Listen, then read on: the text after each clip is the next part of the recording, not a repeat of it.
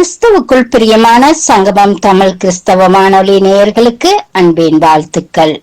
இன்றைய மன்னா, உம்முடைய துவக்கம் அற்பமாயிருந்தாலும் முடிவு சம்பூர்ணமாயிருக்கும்.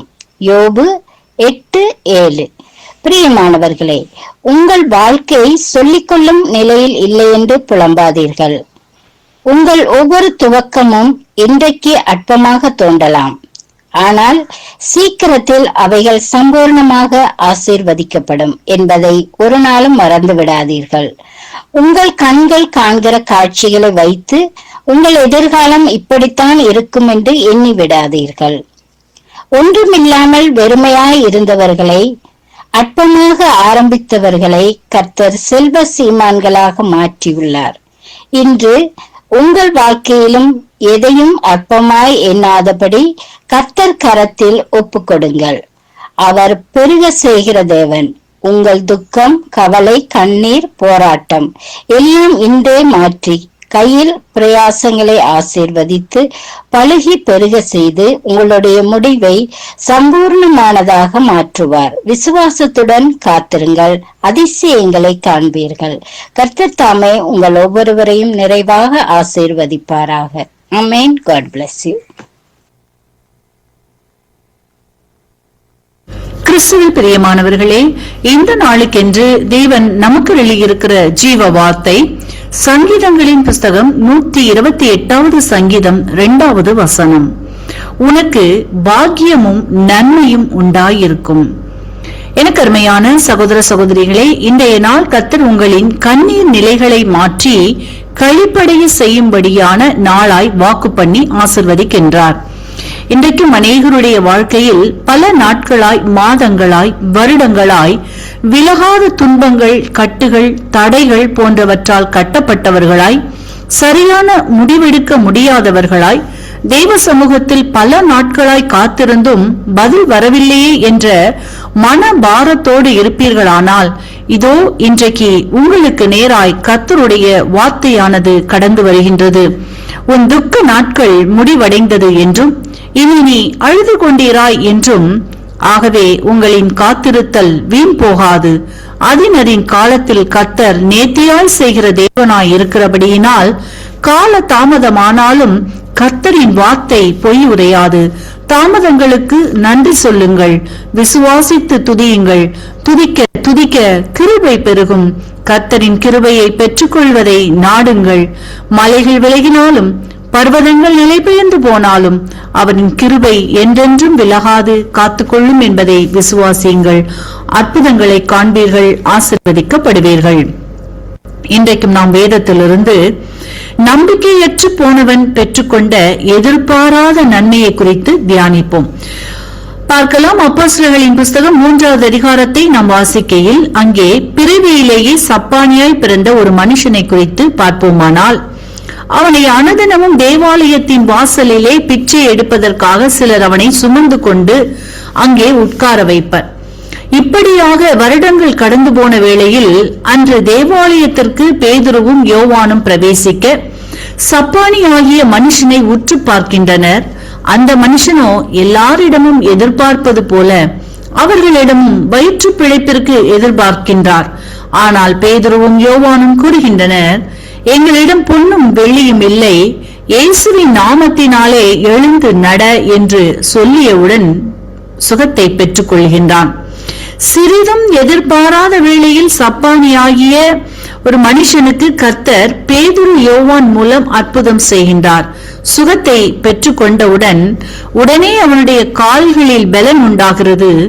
குதித்து எழுந்து நின்று நடந்து தேவனை துதிக்கின்றான் என்று வாசித்தருகின்றோம்.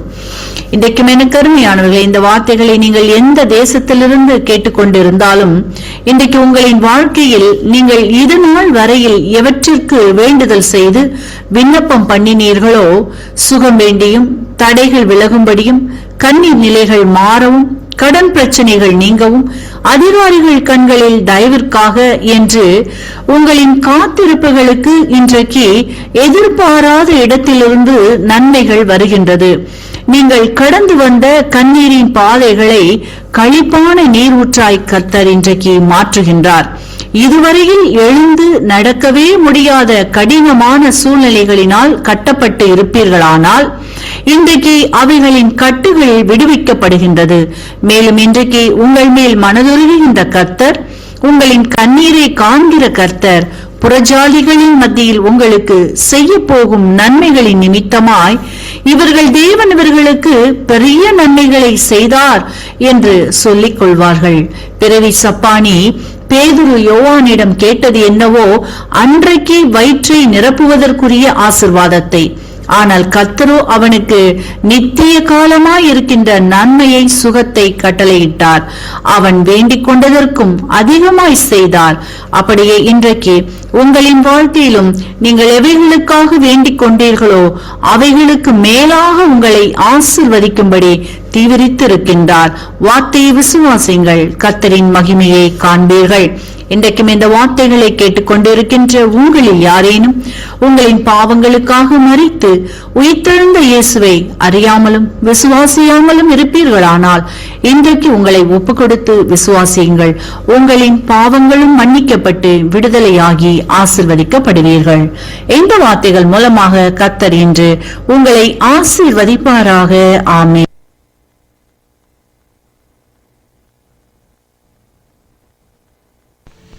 ஆண்டவரும் இரட்சகருமாயிருக்கிற இயேசு கிறிஸ்துவின் நாமத்தில் இந்த நாட்களிலே மீண்டுமாய் ஒரு புதிய வாக்குத்தத்தத்தோடு உங்களை நான் சந்திப்பதில் நான் மிக்க மகிழ்ச்சி அடைகிறேன்.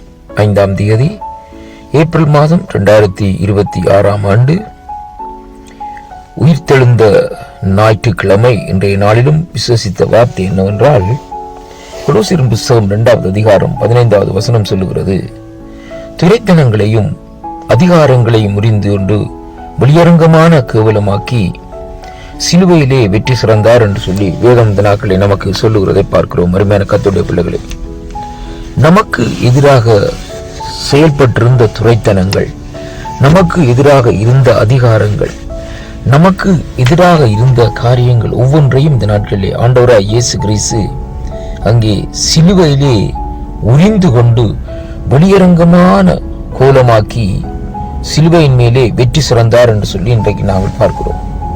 ஆண்டவராய் இயேசு கிறிஸ்து எதற்காக அந்த நாட்களில் சிலுவையில் அடிக்கப்பட்டார் என்றால், நமக்கு எதிராக எழும்புகிற அந்த காரியங்கள், அந்த ஆயுதங்கள் வாய்க்காமல் போகும்படியாகவும், இந்த நாட்களில் நமக்கு எதிராக எழுந்திருக்கிற நோய்களை கொண்டு வருகிற பொல்லாத சத்துரின் கிரியைகள் எல்லாவற்றையும் உடைக்க வேண்டும், முறிக்க வேண்டும் என்று சொல்லி ஆண்டவர் இந்த நாட்களை நினைவு கூர்ந்து சிலுவை மரணத்துக்கு இந்த நாட்களை தன்னை ஒப்புக் கொடுத்தார். அது மட்டுமல்ல, நம்முடைய பாவங்கள் மன்னிக்கப்பட வேண்டும், நம்முடைய கட்டுகள் நீங்க வேண்டும், நம்முடைய நுகங்கள் உடைக்கப்பட வேண்டும் என்று சொல்லி ஆண்டவர் இந்த நாட்களிலே தன்னைத்தானே இந்த சிலுவை மரணத்துக்கு ஒப்பு கொடுத்தார் என்று சொல்லி வேதத்திலே இன்றைக்கு நாங்கள் பார்க்கிறோம். அப்படியாக தன்னை ஒப்பு கொடுத்த ஆண்டவர் இந்த நாட்களிலே அங்கே பிசாசானவன் நினைத்தான், ஏதோ ஆண்டவரை கொண்டு வந்து நான் சிலுவையிலே அறைந்து விட்டேன், அதனாலே அவர் மரித்து விட்டார் என்று சொல்லி இந்த நாட்களிலே அவன் நினைத்தான்.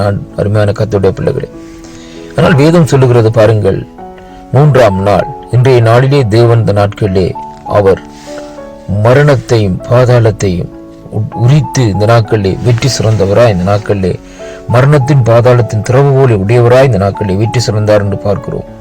அது மட்டுமல்ல, நமக்கு எதிராய் செயல்பட்ட அந்த துரைத்தனங்கள், நமக்கு எதிராய் செயல்பட்ட அதிகாரங்கள், நமக்கு எதிராக செயல்பட்ட ஒவ்வொரு காரியங்களையும் இந்த நாட்களிலே உரிந்து கொண்டார் என்று சொல்லி பார்க்கிறோம்.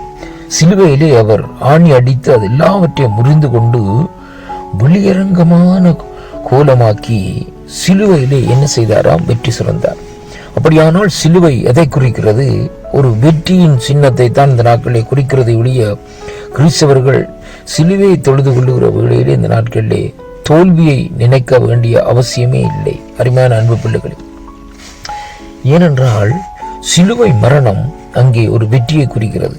ஆண்டவருடைய சிலுவை மரணத்தின் மூலமாய் வெற்றியை இந்த நாட்களிலே காணுகிறோம்.